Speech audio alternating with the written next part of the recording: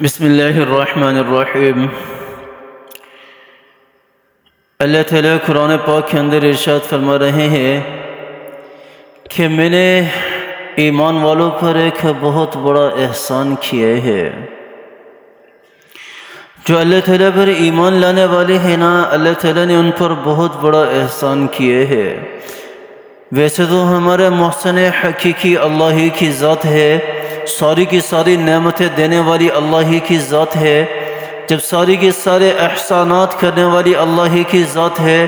اللہ تعالیٰ نے آنکھیں دی ہیں، اللہ تعالیٰ نے مال و دولت سے نوازا ہے، اللہ تعالیٰ ہمیں رزق دیتے ہیں، اللہ تعالیٰ ہمیں کھانے پینے کی ساری ضروریات جتنی بھی ہیں وہ ہمیں مہیا کرتے ہیں۔ یہ سارے کے سارے اللہ ہی کے احسانات ہیں۔ اللہ تعالیٰ نے ہمیں اولاد سے نوازا، یہ بھی اللہ ہی کا احسان ہے۔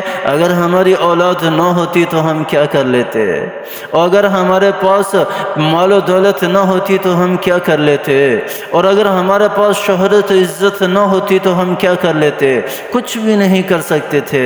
یہ سارے کے سارے احسانات اللہ ہی کے ہیں، لیکن اللہ تعالیٰ نے ایک ان ساری کائنات سے کائنات کو بنانا، جو یہ بھی اللہ کا احسان ہے ہم پر، لیکن اس سے بھی بڑا احسان اللہ تعالیٰ نے ہمارے اوپر کیے ہے۔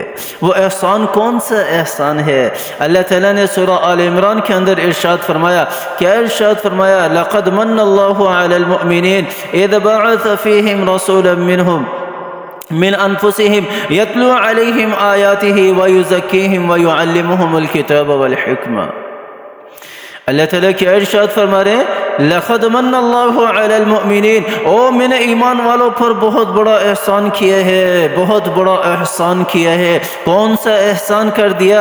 اذ بعث فیہم رسولا من انفسہم، اللہ تعالیٰ فرما رہے ہیں کہ میں نے انہی میں سے محمد عربی بھیجا ہے، اور اپنا محبوب نبی بھیجا ہے، اور اپنا پیارا نبی بھیجا ہے، اور ساری جہانوں کے لیے اللہ تعالیٰ نے جس کو رحمت للعالمین بنایا ہے، ایسا نبی اللہ تعالیٰ نے ہمیں دیا ہے، اور جو قیامت والے دن بھی اپنی امت کی فکر کرے گا، ایسا نبی اللہ تعالیٰ نے ہمیں دیا ہے۔ او جب تک کہ ایک امتی بھی جنت میں داخل نہیں ہو جائے گا، او میرا نبی سکون سے نہیں بیٹھے گا، او ایسا نبی اللہ تعالیٰ نے ہمیں دیا ہے، اور اتنا پیارا نبی اللہ تعالیٰ نے دیا ہے۔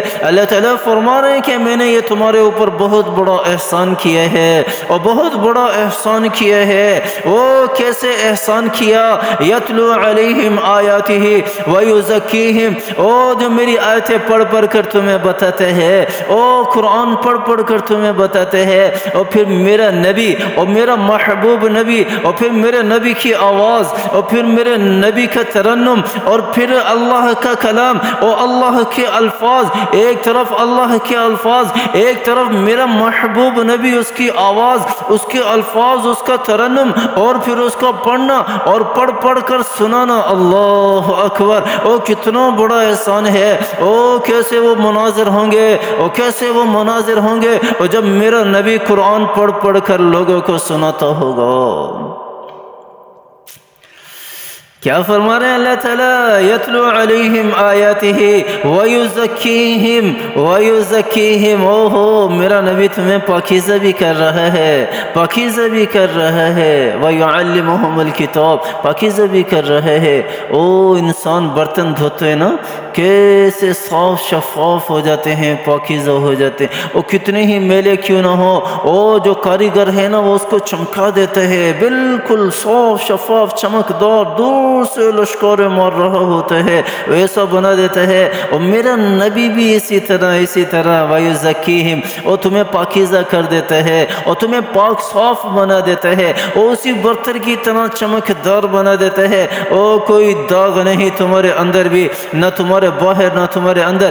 ایسی جماعت میرے نبی نے تیار کی، صحابہ کرام جیسی جماعت میرے نبی نے تیار کی، اور جس کے بارے میں اللہ تعالیٰ نے قرآن پاک کے اندر ارشاد فرما دیا، رضی اللہ اللہ عنہم ورضوا عنہ، اور میں ان سے راضی ہو گیا، وہ مجھ سے راضی ہو گئے، وہ مجھ سے راضی ہو گئے۔ اور جتنے بھی ولی ہیں، علماء ہیں، اور جتنے بھی فقہاء ہیں، سب کو جمع کیا جائے نا، تابعین کو، تبع تابعین کو، اور میرے نبی کے صحابہ کے ادنا صحابی کے برابر بھی نہیں پہنچ سکتے، اور اس کے پاؤں کے خاک کے برابر بھی نہیں پہنچ سکتے۔ ایسا مقام اللہ تعالیٰ نے صحابہ کرام کو دیا ہے، اور جن کی پرورش کس نے کی؟ میرے نبی نے کی، اور جس کو پاکیزہ کس نے کیا؟ میرے نبی نے کیا، میرے نبی نے کیا۔ کس کے ذریعے کیا؟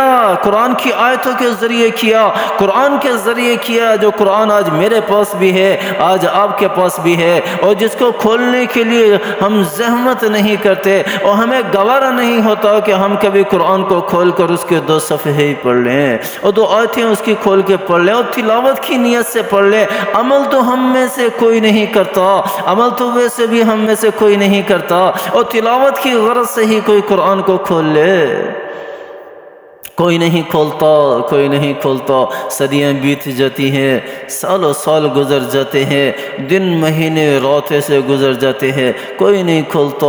اگر یاد بھی آتا ہے تھوڑا بہت کھولنا تو رمضان کے مہینے میں کھول لیتے ہیں، اور وہ بھی اس لیے کہ شیطان قید ہوتا ہے اس لیے کھول لیتے ہیں، ورنہ تو شاید ایمان والا اس مہینے میں بھی قرآن نہ کھولتا۔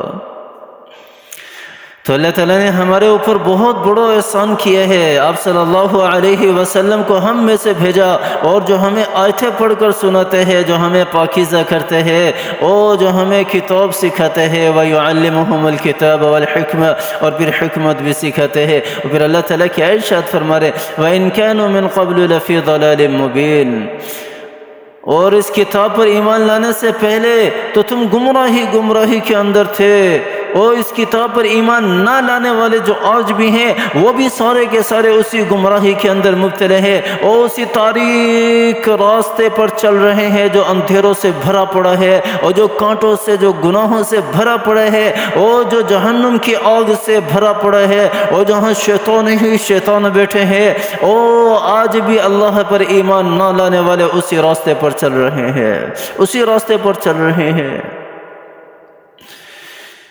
میں تو ایمان نہ لانے والوں کی بات کر رہا ہوں، اور آج کا مسلمان بھی جو یہ اللہ تعالیٰ نے احسان عظیم ہمیں بتایا ہے نا، اور جو اس پہ عمل نہیں کرتا نا، جو اپنے آپ کو پاکیزہ نہیں کرتا، اور جو قرآن کو نہیں سیکھتا، اور جو حکمت کو، دانائی کو نہیں اپناتا، اور وہ بھی اسی گمراہی کے اندر آ جاتے ہیں، اور وہ بھی اسی گمراہی کے اندر آ جاتے ہیں۔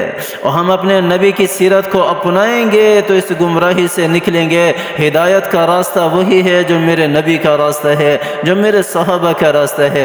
قل هذه سبیلی ادعو الی اللہ انا ومن اتبعنی، اللہ تعالیٰ نے ارشاد فرمایا نا کہ محمد ان کو بتا دو، اور یہی میرا راستہ ہے، میں نے لوگوں کو اللہ کی طرف بلانا ہے، اور توحید کی طرف بلانا ہے، اور میرا بھی یہی راستہ ہے، اور جو میری اتباع کرنے والے ہیں ان کو بھی یہی راستہ ہے، ان کا بھی یہی راستہ ہے۔